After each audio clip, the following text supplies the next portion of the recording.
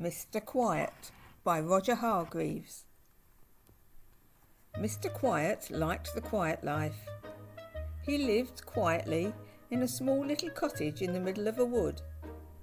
The problem was that small little cottage was in the middle of a wood in the middle of a country called Loudland. Everything and everybody in Loudland was noisy. Oh, the noise! Dogs didn't go woof like dogs you know. They went, take a deep breath, woof! People didn't shut their doors like you or I would shut our doors. They slammed them. Bang! People didn't talk to each other. They shouted at each other. Hello, they'd shout as they met in the street. And you've heard about something being as quiet as a mouse, haven't you? Not in Loudland. They had the noisiest mice in the world.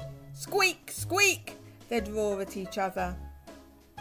Mr. Noisy would have liked living in Loudland. He'd have loved it. But Mr. Quiet didn't. Noise frightened him. So he stayed in his cottage in the middle of his wood as much as he could. But of course he couldn't stay there all the time. Every week, for instance, he had to go shopping. He used to creep into the grocer's shop. "Good morning," bellowed the grocer. "What can I do for you?" "Please," whispered Mr. Quiet, "could I have some cornflakes, please?" "What?" "Cornflakes, please," he whispered. "Speak up." Mr. Quiet tried his loudest whisper. "Cornflakes." "Can't hear you," shouted the grocer. "Next, please." And poor Mr. Quiet had to creep away without any cornflakes. It wasn't fair, was it? He crept into the butcher's. "Please," he whispered, "I'd like some meat." The butcher didn't even hear him. He was humming to himself, loudly and fiercely. Mr. Quiet tried again. "Please," he whispered, "I'd like some meat." The butcher started to whistle. It sounded more like a burglar alarm than a whistle. Mr. Quiet fled, empty-handed. It often happened, which probably explains why he was so little. Poor Mr. Quiet. He sat at home that night with a feeling of despair. Whatever am I to do, he thought.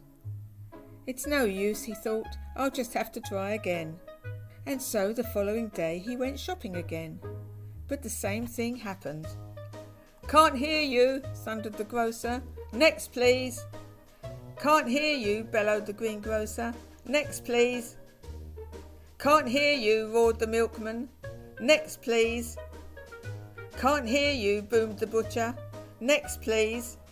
Oh dear, poor Mr. Quiet went home and went to bed, hungry. The morning after he was awakened by a noise which sounded like bombs dropping. It was the Loudland postman knocking at Mr. Quiet's door. Bang, bang, bang, bang. Mr. Quiet went out and opened the door. "Morning," shouted the postman. "Letter for you." Mr. Quiet took the letter into his kitchen. He sat down to open it. He waited until the noise of the postman's footsteps died away. Clump, clump, clump, clump, clump, clump. Mr. Quiet opened the letter in great excitement. He'd never had a letter before. It was from Mr. Happy in Happyland. An invitation to stay. Mr. Quiet was overjoyed. He rushed upstairs and packed his bag and set off that very morning. It was late when he arrived on Mr. Happy's doorstep. He knocked on Mr. Happy's door. Tap, tap, tap. Mr. Happy opened the door. "Hello," he smiled. "I thought I heard something.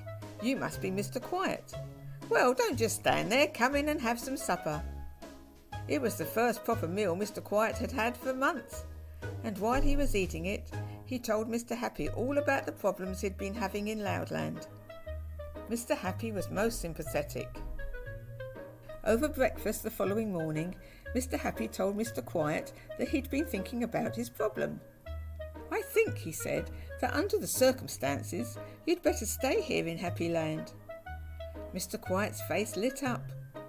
"And," continued Mr. Happy, "we'll find you a house and," he went on, "a job." Mr. Quiet's face dropped. "I'm not very good at jobs," he confessed, "because I'm too quiet." "Ah," smiled Mr. Happy, I have the very job for a quiet chap like you." And so the very next day Mr. Quiet started work, and he loves it. Do you know where he works? In the Happy Lending Library. As you know, everybody who goes into a library has to be very quiet, and only whispering is allowed. What a clever idea of Mr. Happy's, wasn't it? And these days Mr. Quiet is as happy as can be. Why, only the other day, do you know what he did on his way home from work? He was so happy, he laughed out loud. Can you imagine? Tee hee hee. Next, please.